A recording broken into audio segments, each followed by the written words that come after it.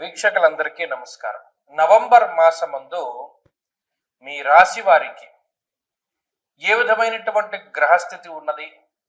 ముఖ్యంగా నవంబర్ మాసము చాలా కీలకమైనటువంటి మాసం.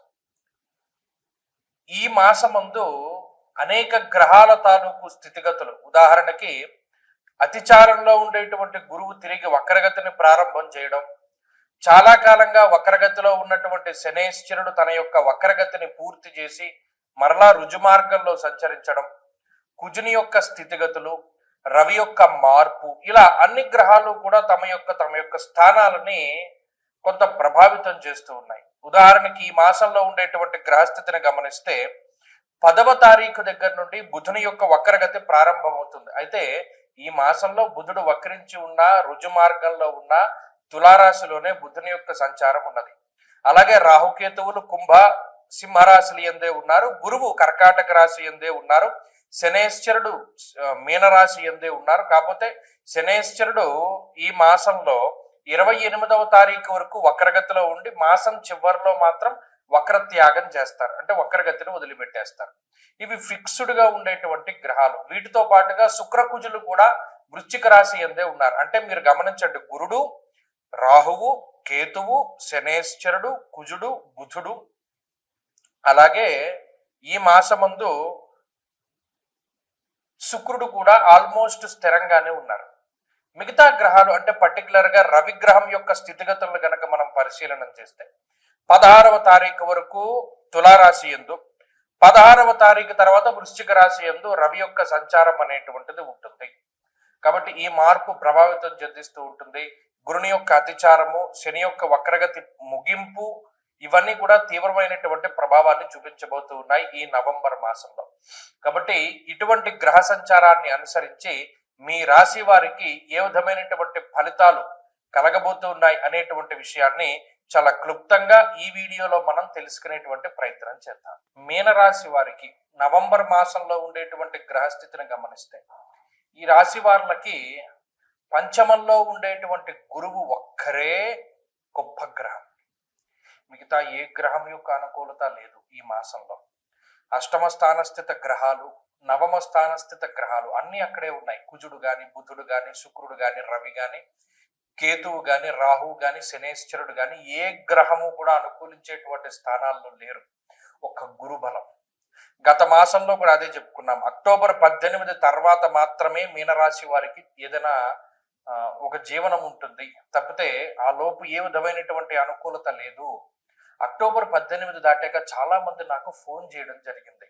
గురుగారు, మేము మీనరాశి వాళ్ళం, చాలా ఇబ్బందులు పడ్డాం, చాలా అనారోగ్య సమస్యలు వచ్చాయి, చాలా ఆర్థిక ఇబ్బందులు వచ్చాయి, చాలా కుటుంబ సమస్యలు వచ్చాయి, ఉద్యోగ సమస్యలు వచ్చాయి. 18 దాటిన తర్వాత ఇమీడియట్ గా మాకు మంచి జరిగింది అని చెప్పినటువంటి వాళ్ళు చాలా మంది ఉన్నారు. నిజంగా చాలా ఆనందపడ్డాను. ఎందుకంటే ఇప్పుడు మా వృత్తి ఎలాంటిది అంటే, ఎవడైనా బాధతోనో చెడు జరిగితేనో నెగిటివ్తోనే ఎక్కువ మంది వస్తారు. అలా కాకుండా మాకు మంచిగా జరిగిందండి, మీరు చెప్పిన విషయం ఈ గురుడు మార్పు వల్ల మాకు మంచి జరిగింది అని పాజిటివ్ గా చెప్పినప్పుడు మాకు ఇంకా ఉత్సాహం వస్తుంది, ఇంకా రీసెర్చ్ చేయాలని అనిపిస్తూ ఉంటుంది. ఎందుకంటే ఎప్పుడు నెగిటివే చెప్పారనుకోండి, పాజిటివ్ జరగట్లేదేమో అనేటువంటి ఆలోచన ఉంటుంది. కానీ ఇప్పుడు అలా చెప్పట్లేదు. కొంతమంది ఏమంటే మాకు పాజిటివ్ గా జరుగుతోంది అని చెప్తున్నారు. అది చాలా ఆనందించదగ్గ విషయం. ఇక ఈ మాసంలో కూడా అంతే. మిగతా గ్రహాలన్నీ ప్రతికూలంగానే ఉన్నాయి. రవి గాని, బుధుడు గాని, శుక్రుడు గాని, కుజుడు గాని, రాహువు గాని, శనేశ్వరుడు గాని, కేతువు గాని, అన్ని గ్రహాలు ప్రతికూలమే. ఒక చంద్రుడు నెలలో అప్పుడప్పుడు యోగిస్తూ ఉంటారు. తర్వాత గురుబలం. ఇవే ప్రధానమైనటువంటి బలాలు.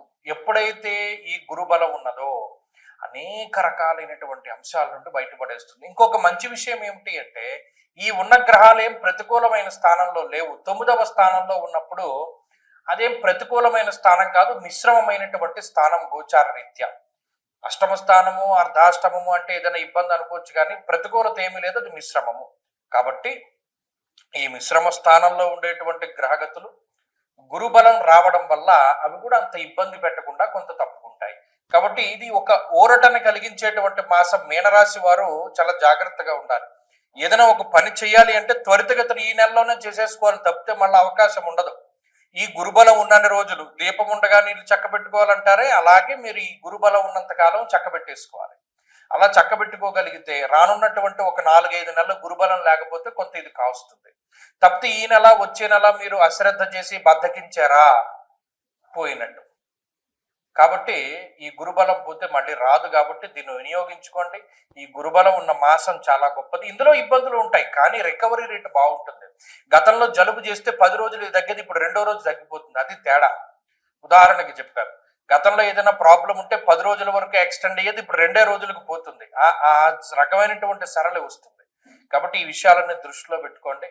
మీనరాశి వారు మరిన్ని శుభ ఫలితాలు సాధించడానికి ఎక్కువగా గురు చరిత్ర చదువుతూ ఉండడం, దక్షిణామూర్తి స్తోత్ర పారాయణ చేస్తూ ఉండడం ఇత్యాదివి చేస్తూ ఉండడం ద్వారా కూడా మంచి ఫలితాలు సంప్రాప్తమవుతాయి. ఈ ఆశ్వీజ కార్తీకాల్లో ముహూర్తాలు ఉంటాయి. ప్రత్యేకించి నవంబర్ నెలలో ఉండేటువంటి పెళ్లి ముహూర్తాలు అంటే నిజంగా కార్తీక మాసంలో ఉండేటువంటి పెళ్లి ముహూర్తాలు అత్యంత బలమైనటువంటి పెళ్లి ముహూర్తాలు. దాంట్లో ఏమాత్రం సందేహం లేదు. అయితే చాలా మంది నన్ను అంటే ఈ మధ్యకాలంలో నేను ఎక్కువ విన్నా, ఎందుకంటే ఇప్పుడు ఈ ఆగస్టు నెలలో పెళ్లి కుదుర్చుకుని అక్టోబర్ నవంబర్లో పెళ్లి చేసుకుందామండి, మా వాళ్ళేమో విదేశాల్లో ఉన్నారు, అక్కడ నుండి టికెట్లు బుక్ చేసుకోవాలి. మాకు ఎవరో చెప్పారండి కార్తీక మాసంలో పెళ్లి చేయకూడదుట, కార్తీక మాసంలో పెళ్లి చేస్తే చాలా ఇబ్బందిట, లేదు పెళ్లికి ఏం దోషం లేదన్నారండి కానీ శుభ కార్యక్రమం ఆ రోజు చేయకూడదు, అంటే గర్భాధానం ఇంకా చెప్పాలంటే ఫస్ట్ నైట్ లాంటివి చేయకూడదుటండి, అలా చేస్తే చాలా అరిస్ట్ అంటది. కార్తీక మాసం అంటే శుభ కార్యక్రమాలు అంటే మన పుణ్యమాసం కదా, మనం గుడ్డు తినం లేకపోతేనేమో నాన్ వెజ్ తినం మానేస్తాం. అలాంటిది మరి ఈ ఫస్ట్ నైట్లు అవన్నీ ఎలా చేస్తారండి, గర్భాధానాదులు ఎలా చేస్తారండి, అందుకనే కార్తీక మాసంలో పెళ్లి చేయకూడదని చెప్పారండి అన్న మాటలు నాకు ఈ మధ్యకాలంలో చాలా వినపడ్డాయి. విస్మయానికి గురయ్యాను నేను. ఏమిటిది ఇంత వ్యతిరేకమైన ప్రచారం కనబడుతోంది. ఇంకొక ప్రచారం కూడా కనపడింది, అది ఇంకో వీడియో చేద్దాం అనుకున్నాను కానీ దానికి అంత అవసరం లేదు. ఏమంటే పెద్దవాళ్ళు పైన ఉండాలి చిన్నవాళ్ళు కింద ఉండాలి తండ్రి ఇంట్లోనూ. మా ఊర్లో అందరూ చెప్పుకుంటున్నారు పెద్దవాళ్ళు పైనే ఉండాలి చిన్నవాళ్ళు కింద ఉండాలంటే, అలా లేకపోతే అరిష్టం జరుగుతుందిట అని. ఇదేంటమ్మా ఇలాంటి వింతపోకళ్ళు ఎక్కడి నుండి వస్తున్నాయి?